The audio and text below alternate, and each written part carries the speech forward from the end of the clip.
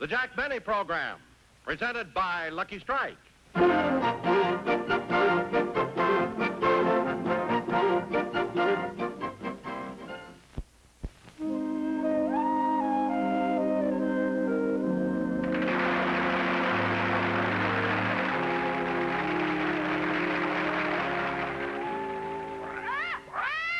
Now, Polly, it's time for you to go to sleep. It's 9:30. Not so loud. You'll wake up Mr. Benny. Mr. Benny. Be quiet. I have enough trouble trying to get that man to go to sleep. Instead of counting sheep, he makes me count his money, and he keeps one eye open. Now you go to sleep, too.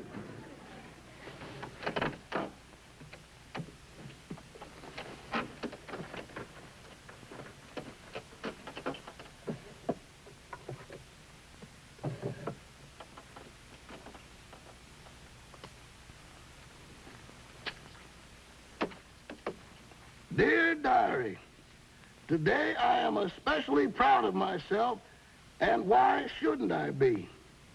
When I finished all of my normal household chores a minute and 20 seconds ahead of schedule, Mr. Benny congratulated me for cleaning the house so fast. He said I was the only man to break the sound barrier with a vacuum cleaner.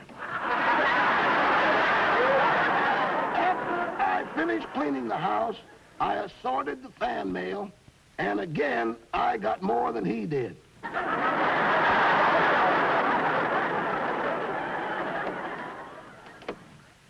Before Mr. Benny went to bed, he asked me if I had any ideas he could use for his next television show.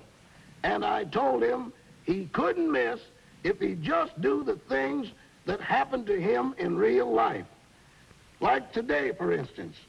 The morning started out normally enough, but anything is liable to happen in the house of Jack Benny.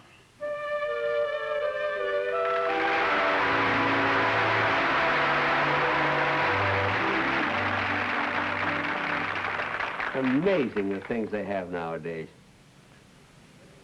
Shaving cream with Diaxin in it. Shaving cream with lanolin in it. Shaving cream with chlorophyll in it. Had to chase all over town to find shaving cream with soap in it. There, I'm all shaved. Nothing like a nice, smooth... I forgot to put a blade in it.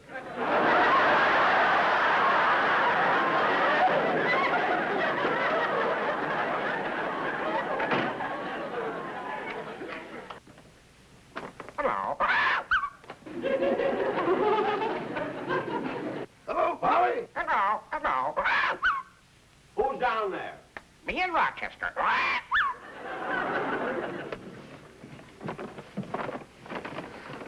Hello, boss. Are you shaving? Yeah. How are you fixed for blades? Always watching the fights. What'd you get at the market, Rochester? Food for the week. Yeah. Butter, bread, meat, and the usual supply of canned goods. Mm-hmm. But I think next week I'm going to have to shop at a different market. Why? What's wrong with our regular market? Well, you know how they always charge less for cans that are bent? Yeah? Well, this morning they caught me bending them.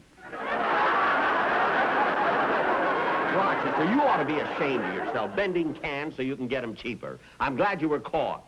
They wouldn't have caught me if I hadn't asked for a mop. What'd you need with a mop? I tried to bend a bottle of milk. Now stop making things up. I'll answer that. Put the groceries away. Yes. Hello? Hello, Jack. This is Mary. Oh, Mary, I was just thinking of calling you. What's on your mind? Well, what are you doing right now? Nothing. Why? Well, I've been sitting here thinking, and there is something I'd like to talk to you about. Gee, it sounds important. Oh, it is, Jack. It's something I've been thinking about for a long time, and now that I've worked up enough courage, well, Look, Mary, I don't know what you're getting at, but if it's that important, as soon as I finish shaving, I'll come over to your apartment. It can't wait. I'll come over there. I'll take a taxi cab and be right over. Well, all right. Goodbye. Gee, I never heard Mary sound so serious before. I wonder what she wants to talk to me about. It must be important. The cab fare from her house to mine is $1.20. $1.30 when you get stuck by that darn light on Sunset. Oh, well.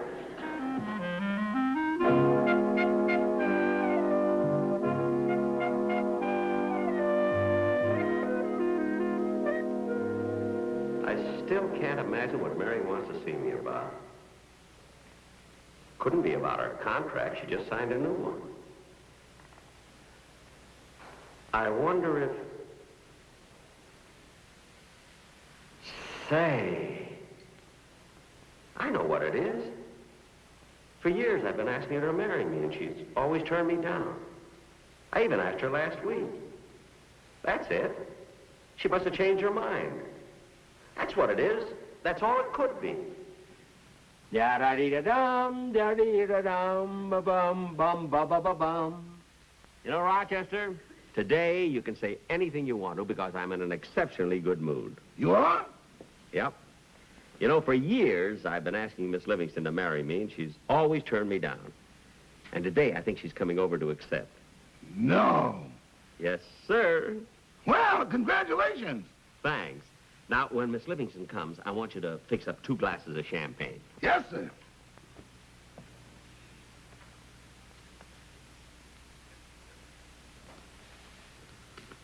Gosh, I just can't get over it. Oh, boy, it'll be wonderful when Mary and I are married. We'll be able to go to parties together, go on vacations together, file joint income tax returns. And maybe someday there'll be a little stranger.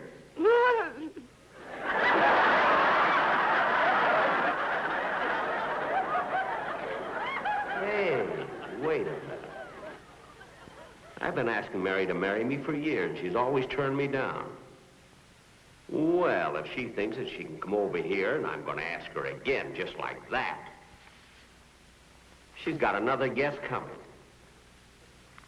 I'm going to play hard to get. I'll tease her a little bit. Maybe I'll even make her propose to me, and... Yeah, that's what I'll do. I'll make her propose to me, and propose to me, and propose to me, and propose to me, and propose to me, and... ask me to be her husband. Yes, sir, that's what I'll do. I may even make her kneel down when she asks me. Oh, gosh, she's here. Gee, I better be careful. I don't want to know how anxious I am. I better restrain myself.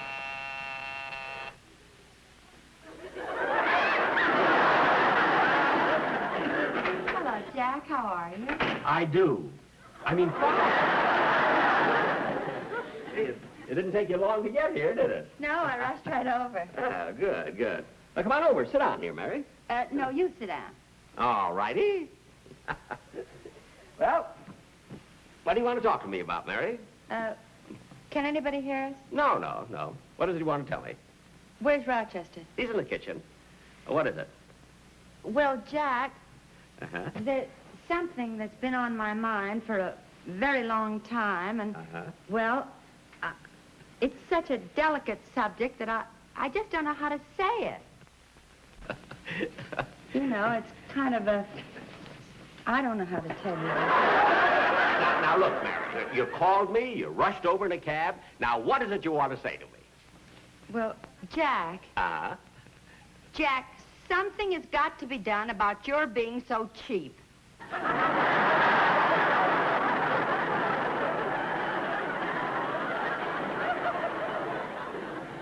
Mary, is that all you wanted to tell me? Yes, Jack, and everybody in town is talking about it. About me being cheap? Yes. Just mention one. Well, Barbara Stanwyck, Danny Kaye, Gary Cooper. I only asked for one. Anyway, it's a fine gang to talk about me being cheap. Especially that Danny Kaye with that head of hair of his. He's so cheap, he won't even spend 35 cents for a haircut. They're $1.50 now. Oh, I'm sorry, Jack. But you better do something about it or you won't have a friend left in the world. Well... I mean it. Well, look, Mary. To show you that I'm not cheap. Now, you're all dressed. I'll tell you what. I'll take you to dinner. We'll go dancing and everything. Huh? Oh, I'm sorry, Jack, but I have a date for tonight. Oh, with whom? Oh, somebody. You don't know him. Oh. Well, I guess I better be running along. Okay. So, Mary, funny thing, when you called and said you were going to rush down here and had something to say to me, I thought that you were going to, well... Going to what? Nothing. Oh, well, goodbye, Jack. Bye.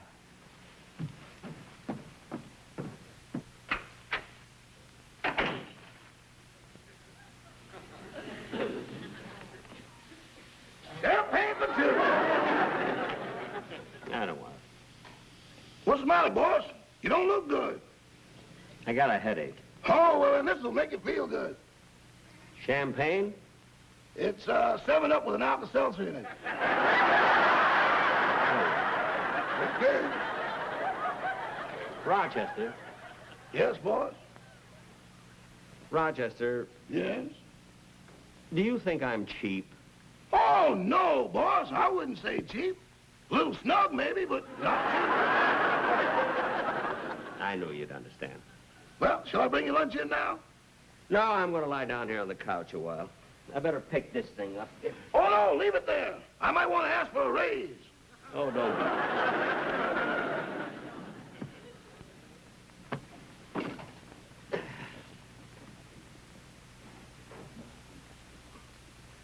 Boy, was I fooled. I was so sure Mary had decided to marry me. I certainly asked her enough. The first time I asked her was when she was working at the May Company. I spent the whole morning there. It was Dollar Day. God, imagine Mary and me getting married.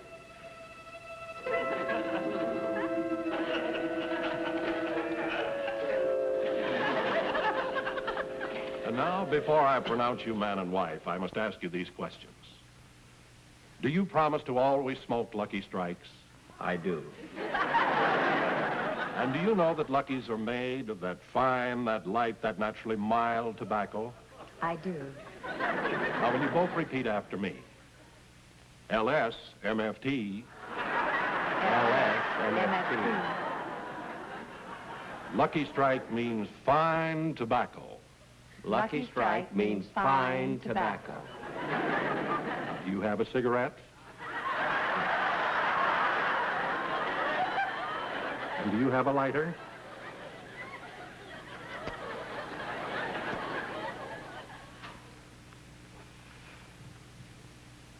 Good. I now pronounce you man and wife. Imagine being married to Mary all these years and have a family. Well, I made it again, Emily. Oh, I sure wish I lived closer to the bus stop. You know, standing behind that counter all day long, my feet are killing me. Yeah, that May Company sure was busy today. Certainly were. Hello, Mrs. Benny. Oh, hello, Mrs. Kratzmeyer. How are the children? Well, Leonard and Julius are fine. Oh, that's good. But Irving, Richard, William, Natalie, Herman, Catherine, Sophie, Rachel, Benny, and Michael have colds. That's too bad. Yeah. And what a time for it to happen. The oldest one starts school next week. Well, everything happens at once. Well, I better close the window before I catch a cold, too. You know, Emily, I'm kind of sorry we had to work so late. I was kind of anxious to get home early because today's my anniversary. Really? How long you been married to that blue-eyed schnook? 21 years. Oh, well, buck up, kid. It could happen to anybody. I almost fell for him myself once. I'll never forget the first time he walked into the store. Has he still got the ukulele? He's got something worse, the violin. Oh, brother. By the way, how's your daughter? Joni? Oh, she's fine. She's 17 now, you know. Gee, time sure flies. Yeah. Well, I guess I better begin again. I'll see you tomorrow, Emily. Good night. Night. I'll see you at the bus stop in the morning. Okay.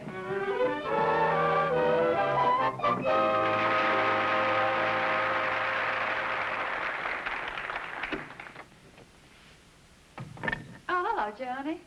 Oh, hi, Mother. So busy doing my homework, I didn't hear you come in. Well, that's funny. You're generally finished with your homework by this time. I know, but I'm doing it over.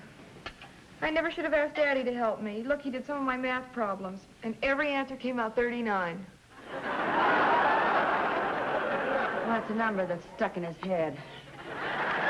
He keeps the house clean. Where's Daddy now? He's in there. No. I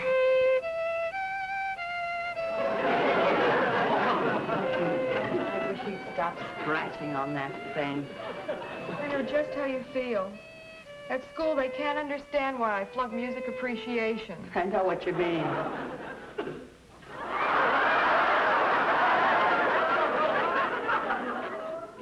Guess who? Tyrone Power. It is not. Hello, wifey.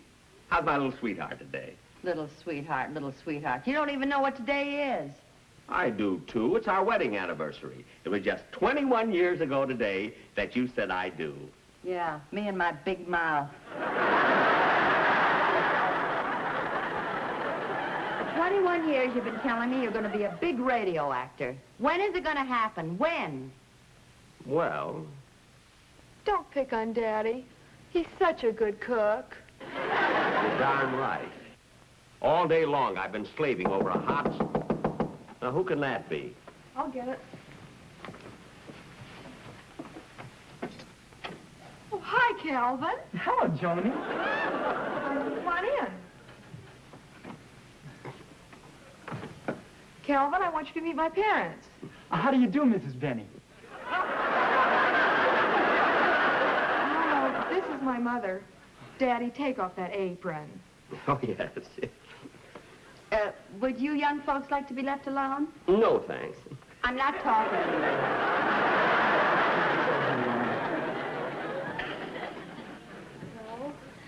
you. Well? Would you like to sit down? Uh-huh.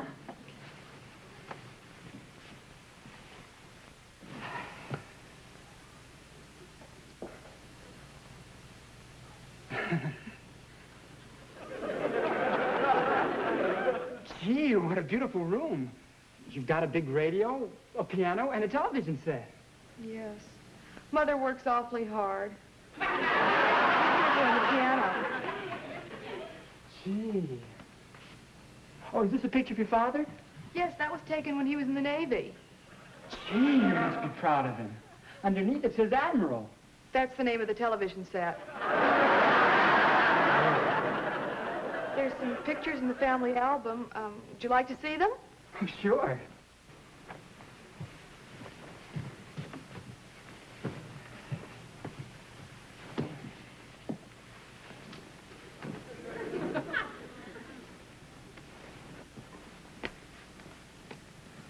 Here's Cousin Rita, and this one's Cousin Rose. And over here is Mother and Daddy's wedding picture. Oh, wait a minute. Why is your father holding that violin? Everybody notices that. He played at his own wedding. What are they laughing at? As they marched down the aisle to the strains of Oh Promise Me, Mama had to hold his rosin. No. Who's this cute little girl? That was me when I started school. But you look only 2 years old. I was. Daddy wanted me to get through school early so I could start working. Dinner's on the table. Time to eat. Come on, Joni. Excuse us, Calvin. Jack, ask him to dinner. Huh? Oh, yes, yes. Then I can find out if his family is rich. We really want Joni to marry well. After all, you can't keep working forever. Come on, Joni. You too, Calvin. Come on. Food's here. That's it. Now, Joni, you sit right over there. Mary, you sit here. And Calvin, you sit right here. What about you, Mr. Benny? No, I'll serve. I'll serve. Oh, boy, what are we having? Turkey or steak? Stew. You know, with an extra person, I want to be sure that I can cut the meat real fine. If you haven't got enough, I'll be glad to go home and eat. No, I'll manage. I'll manage. Now, give me your plate, Calvin. Give me your plate. There you are. Calvin, Joni told me that your father works in a bank. Is that right? Yes, he's a janitor.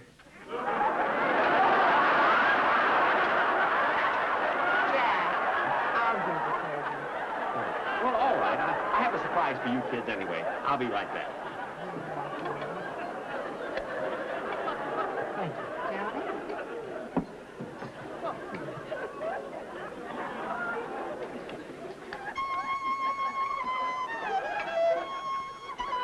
Isn't that cute? Daddy decided to play the violin for us while we have dinner.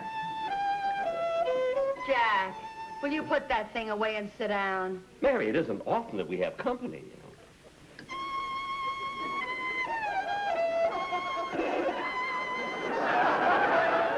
Mr. Benny, why don't you sit down and eat before the food gets cold? No, I'd rather play.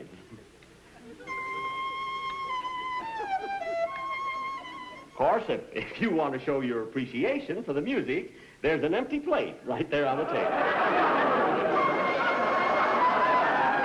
right, got it. Huh? I've stood about all I can. I didn't mind working all these years, and I didn't even mind when you were selling my friends. But now you're hurting Joni's chances. And why? Because you're cheap. Cheap, do you hear me? Cheap. That's what you are. Cheap, cheap, cheap. Cheap, I'm not. cheap. I'm not cheap. I'm not cheap. I'm not cheap. Boss, wake up! A little snub, maybe, but not cheap.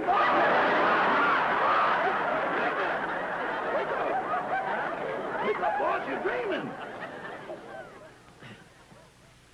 Shit. You're right, Rochester. You know, I had...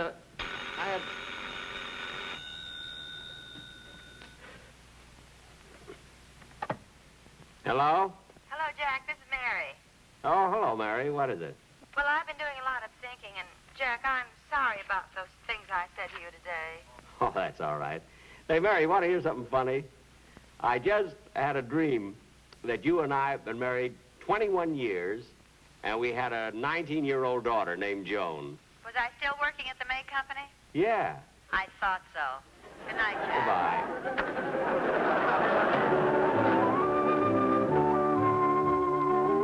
Yeah, things are always happening to Mr. Benny.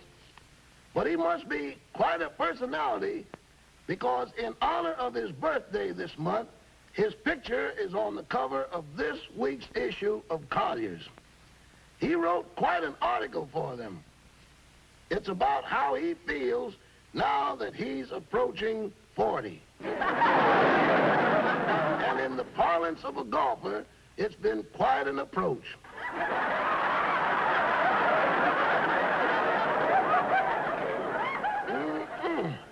This is quite a picture, Mr. Benny. It isn't just a photograph.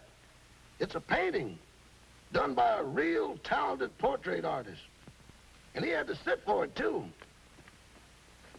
The artist came over to the house 3 times. And when he finished, he had a little paint left over, so Mr. Benny made him do the kitchen. Mr. Benny's the only man in Hollywood whose eyes match the knobs of his kitchen cupboards. Well, I guess I'll turn in now. Okay, Polly, I'm ready to go to sleep. Rock-a-bye, baby.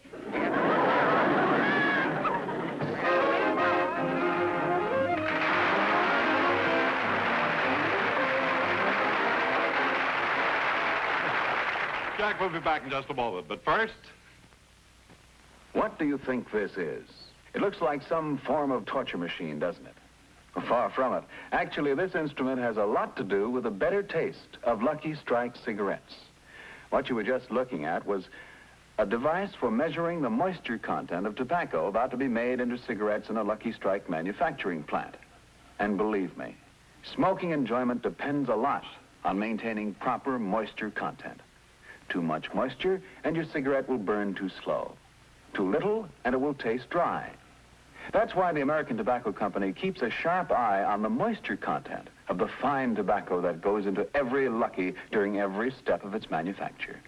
Here's how Robert Pendleton, who operates the instrument you just saw, tests for moisture after the tobacco has been shredded.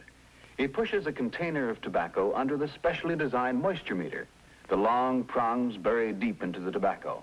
Then electric impulses show the moisture content of that tobacco on a dial. Yes, the fine tobacco that goes into every Lucky gets a lot of expert attention all along the line. The moisture test is just one of the hundreds of quality controls regularly made to be sure that you get all the better taste of Lucky's fine tobacco. For smoking enjoyment is all a matter of taste. And the fact of the matter is, Lucky's taste better, cleaner, fresher, smoother. So be happy. Go Lucky. Thank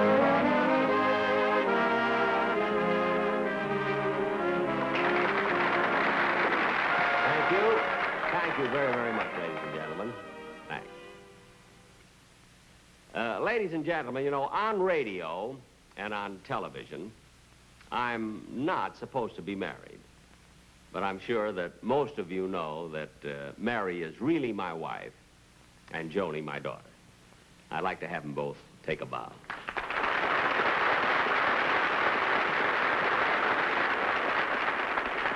And I was very proud of you, Joni.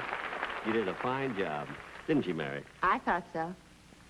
Joni, would you like to do another TV show with me? Well, I don't know. You'll have to talk to my agent. Your agent? Joni, I'm your father. I know, but Mother told me to get an agent.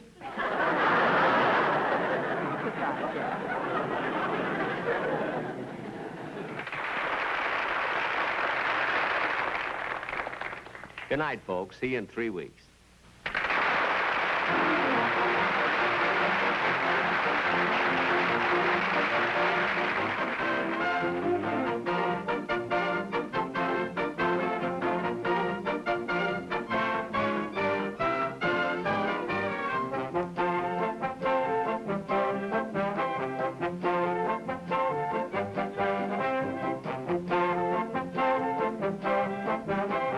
Appearing on tonight's program were Leon Piler, Barbara Pepper, and Ann Wilner. Remember, 1 week from tonight on this same station, Ann Southern returns in Private Secretary. And don't forget, in 3 weeks, the Jack Benny Show will originate in New York City. And Jack will have as his guest star Miss Helen Hayes. The Jack Benny